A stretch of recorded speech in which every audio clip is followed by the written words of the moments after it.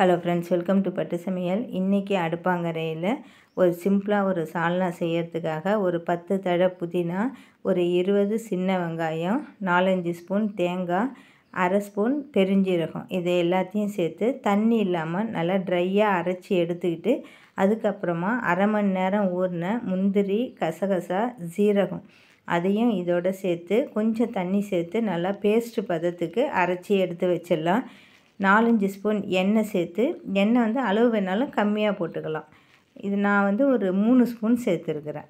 சேர்த்துட்டு பட்டையும் இலையும் இதில் லேசாக பொரிஞ்சோன்னே 1 ஸ்பூன் இஞ்சி பூண்டு பேஸ்ட்டு, 4-5 புதினா தழை, ஒரு பெரிய வெங்காயம் அதோடு சேர்ந்து ஒரு 2 நிமிஷம் வதங்கட்டும். தக்காளியை சேர்த்துக்க போகிறோம்.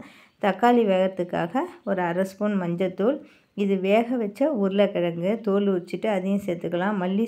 மல்லித்தூள் அரை ஸ்பூன், தனி மிளகாய் தூள் அரை ஸ்பூன், காஷ்மீரி சில்லி அரை ஸ்பூன், தேவையான அளவு உப்பு, கரம் மசாலா, சிக்கன் மசாலா அல்லது மட்டன் மசாலா ஒரு 1/4 டீஸ்பூன் எல்லாத்தையும் சேர்த்து நல்லா வதக்கி விட்டுடலாம். இப்போ அடி பிடிக்கும், அதுக்காக நம்ம சிம்மில் வச்சுக்கலாம்.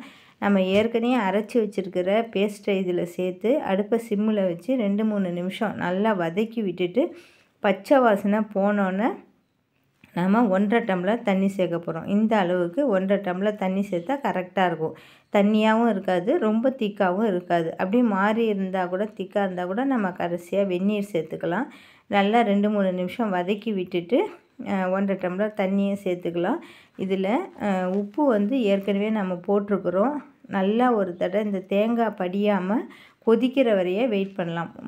மூட வேண்டியில் கொத்தமல்லி தழை தூவிட்டு ஒரு 1/4 ஸ்பூன் சர்க்கரை விருப்பப்பட்டால் சேர்த்துக்கலாம். ஜீனி அதையும் சேர்த்துட்டு நல்லா ஒரு தடவை கிளறி விட்டுடலாம். நான் உப்பு இதுக்கு பத்தலை, அதனால் இங்கே இன்னும் கொஞ்சம் சேர்த்துக்கிறேன். சேர்த்துட்டு கொதிச்சோன்னா மூடிடலாம். அவ்வளோதான். ரொம்ப டேஸ்ட்டாக இருக்கும் இந்த குருமா. ரொம்ப சீக்கிரமே ரெடி பண்ணிடலாம்.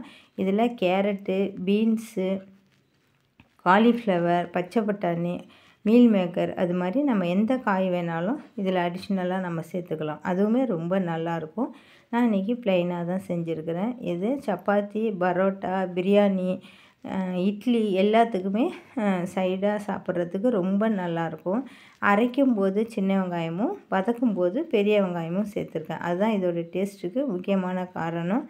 ரொம்ப நல்லாயிருக்கும். நீங்களும் ஒரு முறை ட்ரை பண்ணி பாருங்கள். இந்த வீடியோ பிடிச்சிருந்துச்சுன்னா பட்டு சமையலுக்கு சப்ஸ்கிரைப் பண்ணுங்கள். தேங்க்யூ.